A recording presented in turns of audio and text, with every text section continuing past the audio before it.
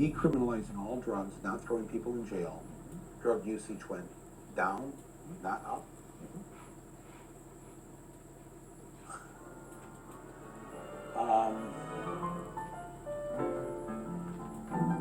When you think about drug users, everybody thinks about those small 10% that are causing problems.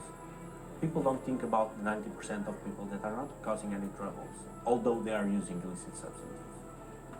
People that are using drugs might be causing harm, To themselves, but not necessarily to others. but not necessarily to I mean, others. they may be bringing sadness to their marriage or their family or So, whatever. so does Facebook. Are we going to illegalize it? See, we think of it the other way. By identifying those who are using and doing drugs, we can weed them out. You know, we use that as the crime. Is it working? Well, actually, it is.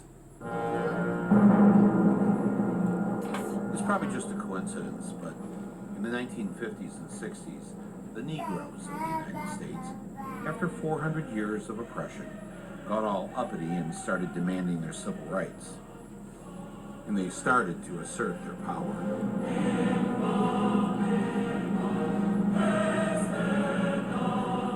Our people want an end to the living hell that drug pushing has spawned. In order to fight and defeat this enemy, it is necessary to wage a new all-out offensive. This is one area where we cannot have budget cuts.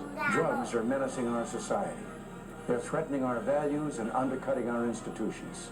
Here's how I think the history books will record all of this 100 years from now. Around the time that the blacks began to rise up, coincidentally, new laws were passed imposing harsher sentences on the drugs that were created for the urban demographic. See this cute little vial here? It's crack, rock cocaine. This is crack cocaine. While the drugs used in the white community resulted in lesser punishments. So help me God. I experimented with marijuana a time or two, and I didn't like it. And didn't inhale, and never tried it again.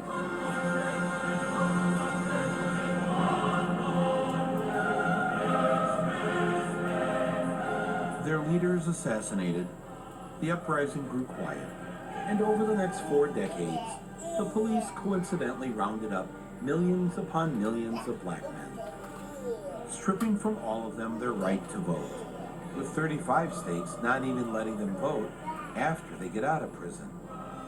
Which means that in states like Florida and Virginia, 1 in 3 black men cannot vote. When we fight drugs, we fight the war on terror. And the way you get the states with the largest percentage of terrorists to become red states is by taking away their right to vote.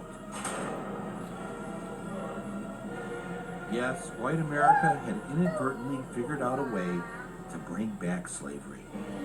And Master knew that the way to get rich was having all that free labor.